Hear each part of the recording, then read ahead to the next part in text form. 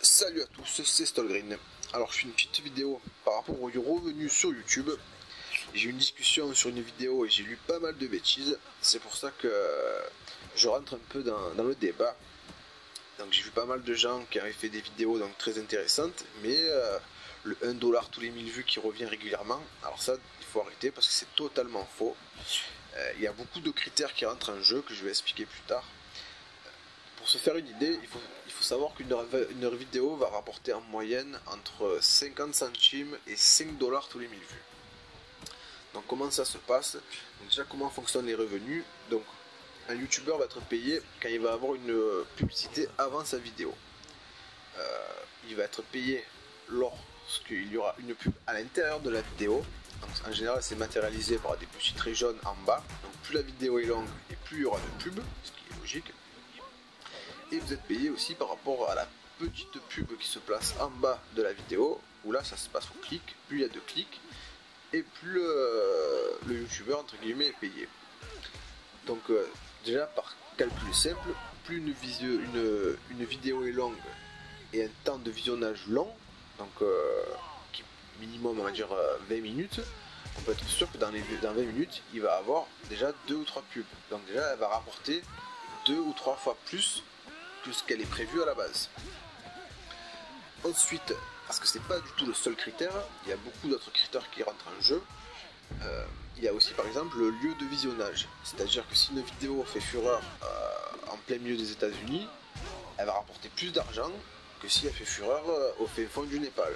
Pourquoi? Parce que c'est des annonceurs qui s'achètent aux enchères les pubs et les annonceurs sont là pour vendre, ils sont pas là pour s'amuser quoi, ils sont là pour vendre. Et qui c'est qui consomme le plus? Ça va être des pays riches. Donc forcément, les pubs valent plus cher dans les pays riches que dans les pays pauvres, entre guillemets. Donc ça, vous avez aussi le critère de l'âge. C'est-à-dire que vous avez des tranches d'âge, on va dire 8-15 ans, 15-30 ans, 30-40 ans, bref. Les vidéos vont être classées selon la tranche d'âge du public visé.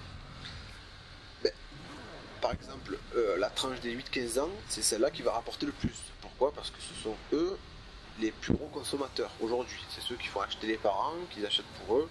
C'est les plus gros consommateurs. Donc les annonceurs vont s'arracher ce genre de vidéos qui leur sont visées.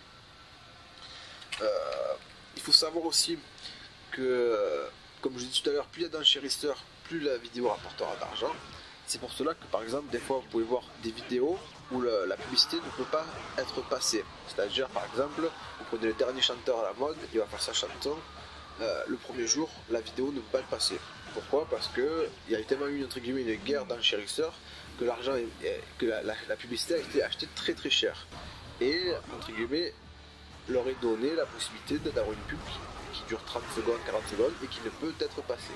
Ça déjà rapporte beaucoup d'argent aux youtubeurs qui l'a posté. Après voilà, il y a quand même d'autres aussi critères. Après par rapport aux revenus estimés, donc il y a ceux qui vont travailler directement avec YouTube et qui vont à peu près avoir les revenus estimés qui vont correspondre à leur paiement. Et ensuite il y a ceux qui travaillent avec les networks, donc ceux beaucoup qui sont basés sur les jeux vidéo. Et forcément les networks prennent une partie parce qu'ils rachètent les droits de vos vidéos vis-à-vis des... Quand c'est des jeux vidéo par exemple aux boîtes de prod. Donc ils rachètent les droits. Et il faut savoir qu'en moyenne, donc j'ai calculé bon, par rapport à moi, même si moi j'ai pas des revenus énormes, mais ça représente à peu près 30%. Donc je sais pas après dans les autres networks comment ça se passe, mais moi pour l'instant j'ai calculé 30%. Donc après il faudrait voir un peu avec d'autres youtubeurs s'ils ont fait le calcul pour savoir à peu près à combien ils sont. Donc voilà, voilà c'était pour clarifier un peu tout ça. Donc les 1$ tous les 1000 vues, il faut arrêter, c'est faux.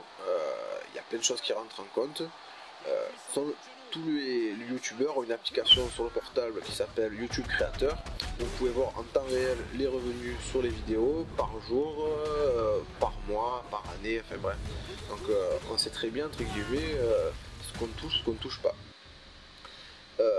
Voilà, je pense savoir pas mal survolé tout ça. Si vous avez des questions, n'hésitez pas. Et je vous dis à très bientôt. Si c'était Shang Tsung, il serait déjà revenu à son état normal. Son aura semble si étrangère.